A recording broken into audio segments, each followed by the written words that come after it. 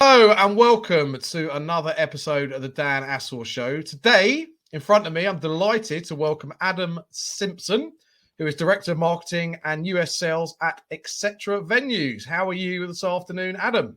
I'm very well, Dan. Very, very well indeed. Sunny day. Pleased to be on the show with you. Looking forward to a great chat. Yeah, absolutely. I always should say, because obviously people are going to watch this or listen to it on demand, it's sunny today on the Thursday, 12th of May. We apologise in advance for those that are watching or listening to it and thinking, hold on, it's not sunny. I'm staring out the window and it's pouring. So what are you talking about, Dan? It's always sunny in the UK.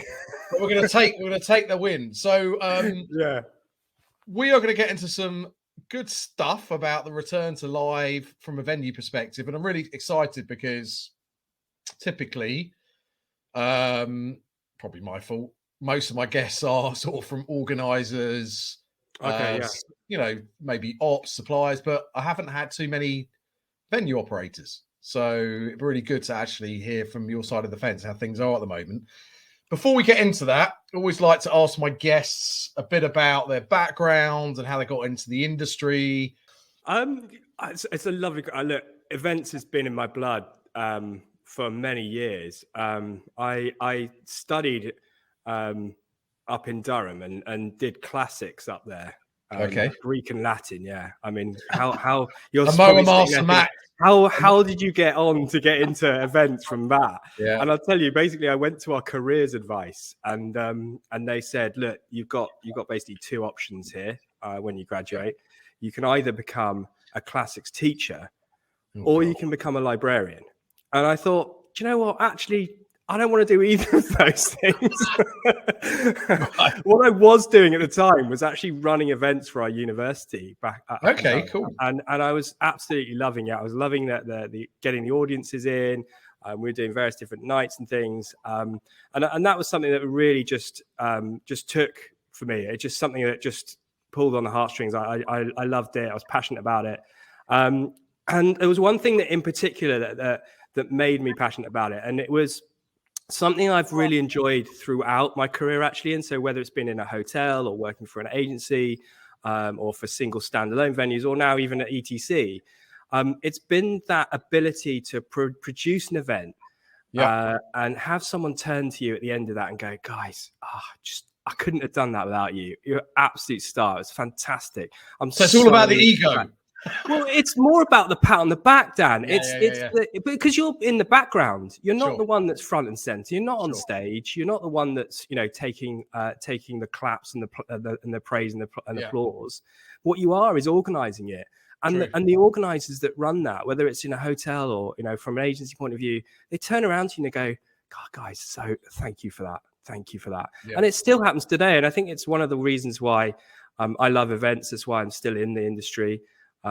However many years on now I've been in this industry, and I'd say why people should get into it, because it is so rewarding when you get to the end of an event and you feel, and it's a team thing as well. You all feel the same way. You all feel a sense of success, of pride, and that's what I loved about it, and that's what I got into. So my careers advice wasn't very helpful. I think I'd already decided what I wanted to do. It's interesting. Because a lot of my guests, so they fell into events, very few sort of studied at a university and always wanted to do it. But you actually had some experience because you ran events at university. So I guess that sort of planted the seed of sort of what you wanted to do. Talk to me about why venues, because if I'm not mistaken, obviously you've been at etc.venues for 9 years. Was that right? A little more than that, yeah, a little more than that. And obviously you're at some venues before that. So what sort of attracts you to working on the venue side of the event space? I think particularly with ETC, for me, it's just how focused we are. And I've worked in hotels. I've worked on larger scale stuff with agencies, and we are dedicated to delivering the whole event. You're working tirelessly and hand in hand with the individual who's delivering it as well from a planning point of view. And I think you get a closer relationship from a venue point of view than you do with any of the others. You haven't got all the other accoutrements going on, or the travel elements, or what have you, of the wider scale event plan. You just have to make sure that audience and those delegates have the best time they can, the best experience they possibly can. And that's the most rewarding part for me. And I think that's what's kept me in the venue side, being able to go, focused on that one area, that dedicated area of doing the event. And I guess, and we're going to talk about this now, it's also about reacting and foreseeing the ever-changing needs and demands of your clients and their clients, because it's the whole ecosystem, right? It's not just the organizer that comes to you. You've got to, deal with the requirements of the people that they're dealing with, whether it's a delegate or an awards dinner, so it's the attendees. So I guess no, one day or month or week or whatever is the same. Yeah, no, never is it. No, I mean, it's constantly changing, constantly evolving. You've got, fantastic in terms of the opportunities you can do just within the portfolio of 15 venues we have in the UK, and that's not to mention the 2 we have in the US. So I mean, no client event is ever the same, and that's a great element to be involved with, definitely. Sure. So tell us briefly a bit about etcvenues then. So you mentioned obviously you've got a number of venues in the UK and you've got a couple in New York. Just sort of bring them to life for those that aren't aware, that are listening, what types of venues they are, please. So etcvenues is a dedicated conference meeting event specialist. We 15 venues in the UK, as I mentioned, 1 in Birmingham, 1 in Manchester, and the rest in London. We opened our first in New York in 2020. 360 Madison, lot of hype over there for that one, a lot of praise, including wider praise from things like the Wall Street Journal and what have you, in terms of kind of bringing something to that market. So ETC runs about 18,000 events through our venues, host nearly a million delegates through our venues, and we specialize in delivering events, and we deliver it because we have great food. We have our own chefs on site in every single one of the properties. We deliver it because we have great built tech, and I know we'll talk about that a bit later on in terms of the hybrid bit. Great design. So these are inspiring spaces for people to be in. If you're collaborating in any way, you want to be inspired, you want to have an environment you feel comfortable with. And we have one really great asset as well, which is our people. Our teams are fantastic. They have the same passion I do about events. They want to make sure they come to fruition are successful. And it's that combination, I think, that means ETC is sort of, growing into a global leader when it comes to conference and event space. Sure. Thank you. I don't want to dwell too much about the pandemic, which hopefully is behind us. But obviously it was an interesting time for us in events, and clearly was with venues. But what I want to talk about is the decisions that you made sort of during the pandemic, and what I read, not just about your venues, but others, about, I guess how you're going to keep surviving, generating revenue, reacting to the new demands of your clients. Talk to me about some of the changes that you made to your sort of service proposition, and I guess maybe physically to some of your venues, please, over the last sort of 18 months. So one of the big things we decided to do was to continue having our sales team around for the entire period. So 15 team members stayed on hand to talk to clients, to engage with them, to make sure that they were abreast of what was changing and how rapidly things were changing. You and I both know it was a bit of a roller coaster through that period. And I think it was important to make sure we had those people around. What we also realized was that there was a huge advancement in the adoption of technology. What had previously been hybrid events or technology extended events, which we've been running a fair amount of pre-pandemic, was getting more widely adopted. People were getting more comfortable with it. People were understanding how to use it, and using it day to day. And I think that was an area that we realized was worth investing in and developing. And it comes in 2 parts. And I think the first part is that we decided to partner with a number of organizations. So Glitter from a platform point of view, Encore from an AV point of view, who we've been working with for many years already. But we also decided to upskill our team. So it wasn't just the partnership thing. It was an investment in learning in the team, and making sure they were aware of these advances. And because we had them with us the whole time, we could do that. They could get to do some of those events. I think we held our first hybrid event in July. I think 3 people on stage in lockdown, and then carried on doing that for customers from that point onwards. And because they got the first-hand experience, they got the ability to understand the plus points to it, how to manage these things, what was needed, and advance very rapidly. And I think for me, that was the biggest investment we made. And in hindsight, if you to ask me that question, the most worthwhile. Yeah.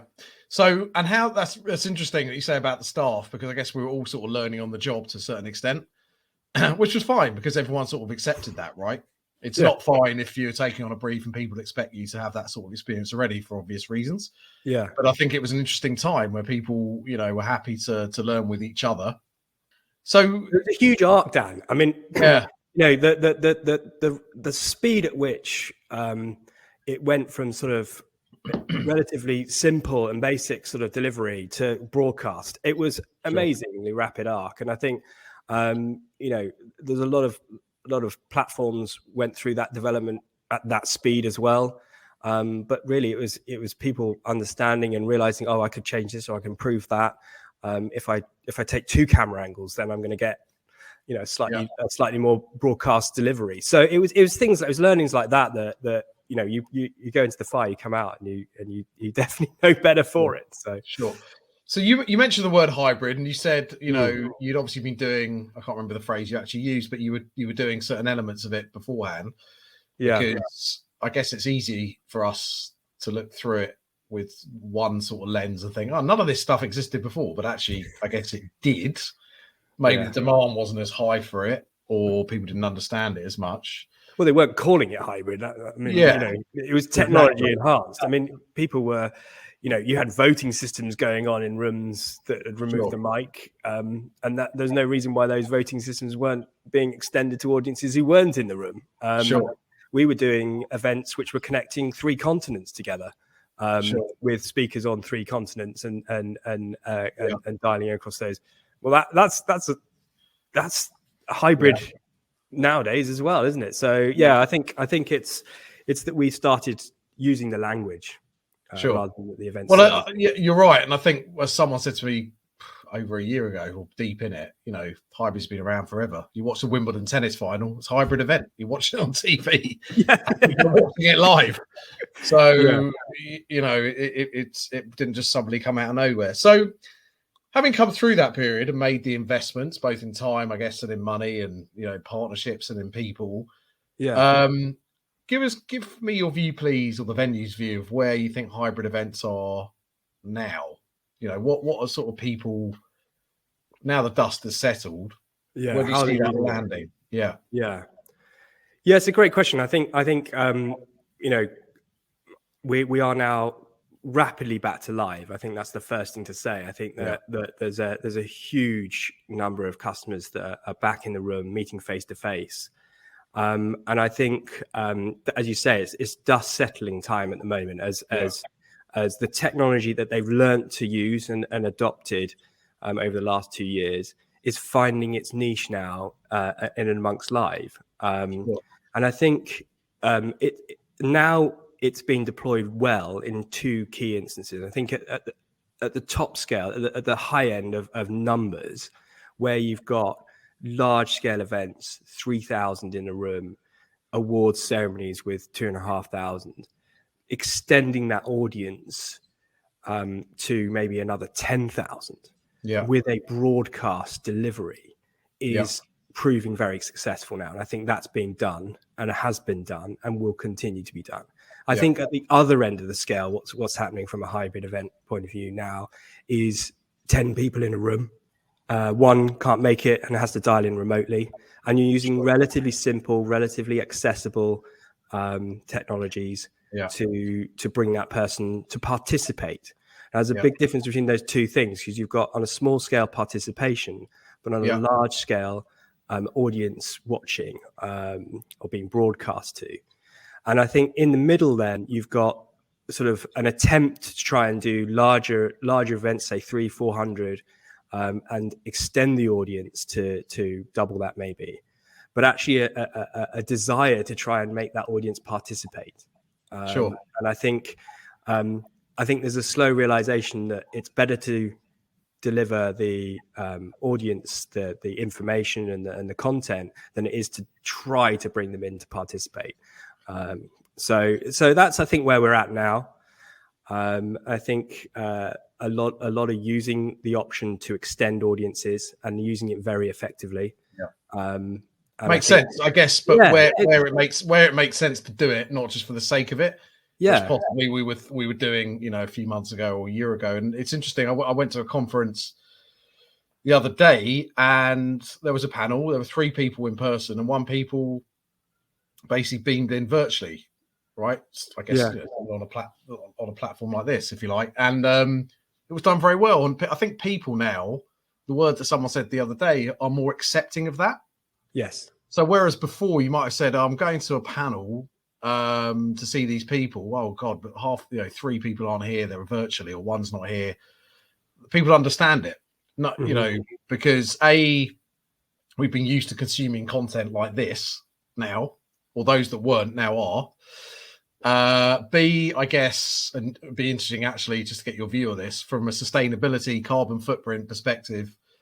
People actually now probably don't necessarily want to see people flying all the way across the world to attend an event. Do you see that as well? Is that sort of some sort of reason why people are using these things, like a hybrid? Yes, I think it's a bit of both. I think it's I think that's a happy benefit. The sustainability piece. That I think I think you like FT, who just had Elon Musk speaking. They didn't bring him on stage; they brought him in, and I think that kind of opportunity to get big names on as participants is a real door opener for a lot of these organizers now. It's also a good contingency because it means your backup is already there. You can switch to someone who can come in remotely. So I think it's done a lot there for the speaker's not available on that day, which I think may have been a past problem that they don't have to deal with necessarily as much. Or he's not in the UK on that week, so can't attend. So people can't use that sustainability. Sorry, I was going to say people can't use that excuse anymore of not being able to. I'd love to come and talk at your event, Dan. I can't make. Well, you can come virtually. Oh, okay. Absolutely.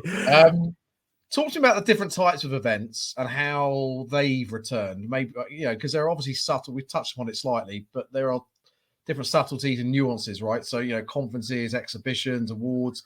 Which ones have returned, I guess, faster and more confidently than others? Do you think? Yeah, great question. One thing I'd say first is that I'm blown away by how quickly and rapidly people are getting back in the room face to face. The confidence to get back in rooms and do events and run them, it's been so rapid.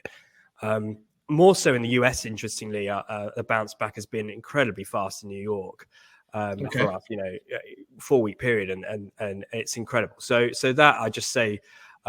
First off, and any planners out there that are kind of thinking to themselves about this, others are out there starting. They're out there doing it already. So I just urge them to motivate and move forward. What's been most rapid, interestingly, I would say the kind of catch-all of this is what was not possible during the last 2 years. So what the things that weren't, accessible or suitable during the last 2 years have come back fastest. And by that, I mean events that include an element of networking. Events that, and networking being, wanting to seek out opportunities, speak to new people, speak to new prospects. Events that have got exhibitions in tow where, again, sponsors want to see a return of their prospects. They want to be able to engage. They want to build relationships. So that's on the larger scale, but actually on the smaller scale, I say the same applies for things like pitch events or recruitment one-to-ones or assessment centers, where you're wanting to meet and understand the possibilities of someone you might be taking on or you might be working with over the future. And it's those sorts of kickoff events that are on a smaller scale that have also come back more rapidly. So it's not a type of event per se. It's more of a driver of what was not possible over the last couple of years that has bounced back fastest. Interesting. And it's funny how many of the traditional events have that element in them. And so as soon as it sort of goes through the score sheet and says, well, what? Oh, hold on a minute. How do we do that bit? And then it suddenly flips it to, actually, let's get that whole thing back in the room because that bit is so good. It was always well received and our audience really liked that element. Sure. So it's not even that it has to be just a pure networking event. If it has it as part of its agenda on an event, then that tends to be the reason to flip it. So it's interesting. We're going to talk about sponsors requirements in a minute. But again, I'm seeing a lot of people, so exhibitors obviously returning to live events, but then broadcasting from their stand. Yes. Right? So using maybe a platform like StreamYard or another, pushing out content so not the organizer, but the exhibitor pushing out content to an audience live, and then obviously available, repurposed on demand. Are you finding that as well? Is that sort of in the mix? Yeah, I mean, we always had the old Vox Pops, didn't we? The camera crew running around a conference and having a chat with people and how's it going? Sure. Who have you spoken to and what are you feeling? What have you got out of this event? What's been your takeaway? As usually the question those came in, and I'm really enjoying the fact that people are doing that more on site and then extending it to their customer base or to an audience that that they're engaging with that's not necessarily in the room with them. And I think, the extension thing is a huge opportunity. And where people get right on that small scale, I think it's a great chance to say, look, we're attending this event. We've got great people that we're talking to whilst we're at the event, some great speakers on. Let's share it with our audience, what we're doing. Because at the end of the day, it's about shared experience, isn't it? Yeah. And if you can give that shared experience feeling to someone, then they're much more likely to come back to you later down the line. I saw you do that. I'd love to hear what came out of that. Maybe next time I'll come along to the event and see you for real. So absolutely. So any other sort of observations? Any other observations around sponsorship or changes to the market sort of post pandemic? I think the sponsorship piece, certainly what we're hearing from our clients is that where those have had long-standing partnerships in place with events, the return to live has allowed them to leverage that partnership much more effectively, and get better return. I mean, really simple examples of the banner advertising, the posters as you walk in, the eye-catching motif of your brand logo being everywhere on everything, including the coffee point.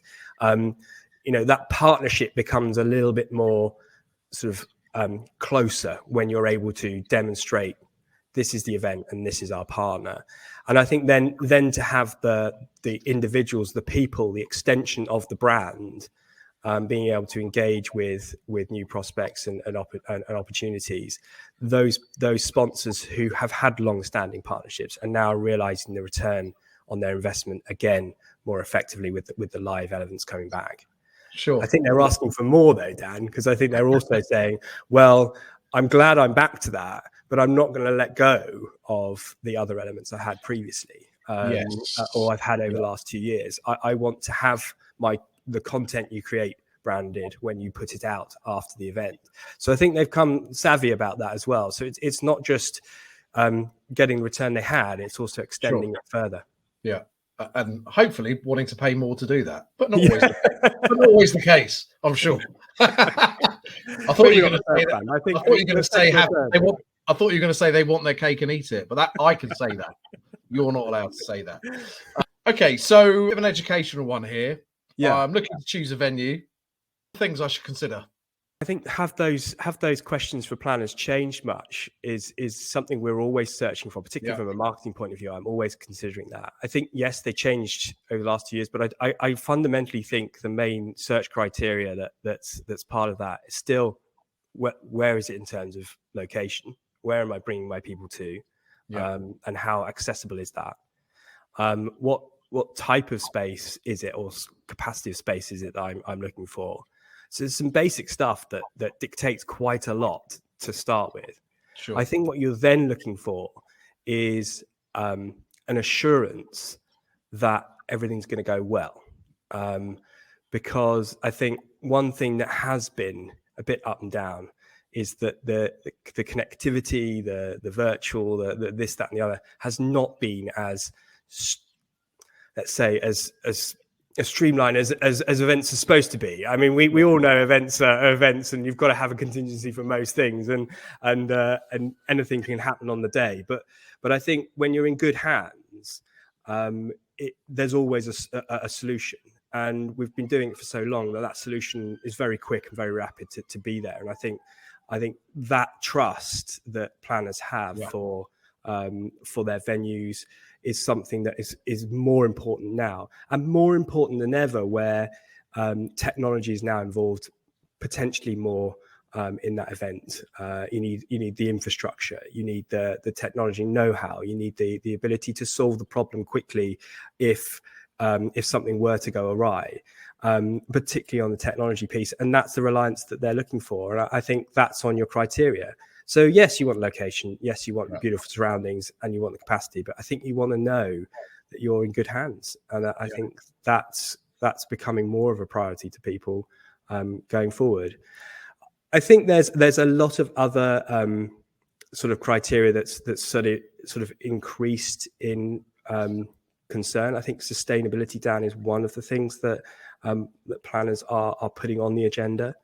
We're just about to change up one of our practices with regards to our coffee grounds. You may not know that we have bean to cup coffee in all of our venues. And I didn't know that. You didn't know that? Okay, so like a barista coffee house, we produce, whenever you get a cup of coffee from us, it's ground bean to cup coffee. Oh, right. Okay. So we produce 25 grams of grounds every time we do a coffee. Now that adds up. You've got 1 million delegates or 1 million coffees. That's 25,000 kilos of ground coffee, which we're going to start turning into biodiesel, biofuel. In an effort to sort of to make that a more sustainable circle. Sure. And I think that it's things like that. It's considering your waste. It's considering your impact. But getting on and considering it and actioning it is really important. I think a lot of people can talk about it, but I think it needs to people just need to action it and then know that it's in place. Yeah, it makes sense, because I guess, the next generation of event planners are more discerning. I'm not saying us old folk aren't, but it's possibly more of one of the first things they look at, and maybe we didn't, when we were planning what venues to go to. So it absolutely makes sense to go in that direction. Just want to ask you about the third space, which I hadn't heard of before we had our sort of pre-chat. Tell us about that, please. Third space. Okay, so you're taking my punchline. No, not really. So look, there's one thing that I think is visible is the working dynamics have changed. And we've got many people working from home. I think that suits for people doing individual tasks, working remotely, whether it's project-based or whatever. And then a certain contingent returning to the office. And again, you're working with your departments one-to-one and negotiating things there, or business admin, as it were. Sure. What you're missing potentially, or what's sort of disappeared between those two environments, is a creative or collaborative space. A space where you might get your team together to plan, prioritize for the next year, discuss what they're doing, discuss ideas. And I think that's where the third space fits in. And I think what we as an organization now see ourselves as delivering is that third space, that collaborative, creative environment for people to bring teams together, bring groups of the organization together and strategize and plan and move forward, or even bring themselves and their customers together in that sort of third. It's less to the office and certainly not to home that you're doing that sort of thing. And therefore you're bringing them into an environment that's neutral space that you want to impress, and then say, right, let's plan what we're going to do for the year or whatever it might be. Yeah, so it makes sense, because obviously lots of people have given up maybe their bigger offices, or they've downsized, or you know, they might have set up a new company during the pandemic and didn't even have an office.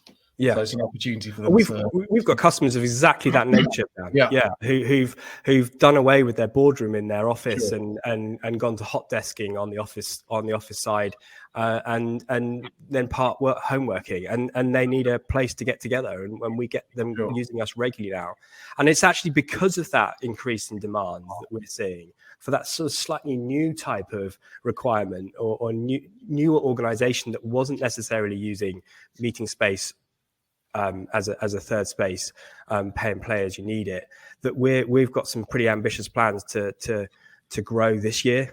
I mean, you know, you can look back 2-3 months and think, hold on, we've still got the hangover. But actually, we're really almost thinking of new venues this year, certainly in the UK and in the US. So expansion plans to do that, to absorb that demand. Sure. Thank you. And just want to talk about some predictions. Get your crystal ball out. Once a year. I'm only allowed to get it out once a year. I know, we're in May, but for those that are listening later on in the year, maybe they've just stumbled across this. But I guess sort of like, let's say a midterm report, because I did read on your website that you had 5 predictions on your website going into 22.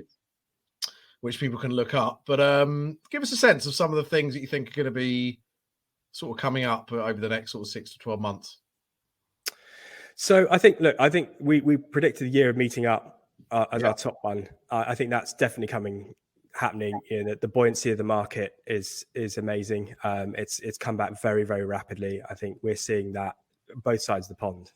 So that one was a pleasing one to see, and happy for us to be able to make a prediction like that and see that come back. But I think actually at a personal level, I think a lot of people are pleased to be meeting up again. And I think I see endless social media points saying, "Oh, it's so great to be back in the room," and this sort of thing. So I think that prediction was well toned. The end prediction on that one was that we'll fall in love with our cities again. Which I think is probably not as rapidly returning. But I do think that will continue, I think, at a pace. I think people are realizing the benefits of being local to people and the accessibility of that, the ability to pop out and have a meeting with someone or invite them in for a coffee. And I don't know about you, Dan, but I've the pubs on Thursday nights, apparently the new Friday, are rammed in London. Absolutely rammed. Yes. So so that's one little one. I think Thursday is the new Friday. You heard it here first. Prediction. But I think from a technology point of view, because I know a couple of our predictions were on that. I think my prediction is that this is going to continue to evolve. And we topped off the conversation talking about, you know, where we were now.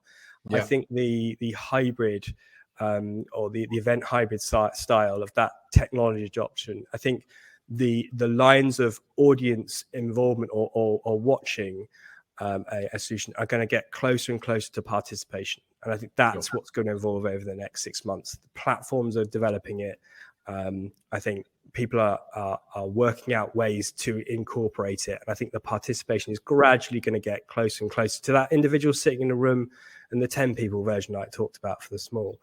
So I don't think it'll get there completely. But I do think that they are going to keep evolving over the course of this year. And we will see more from those platforms as we go on.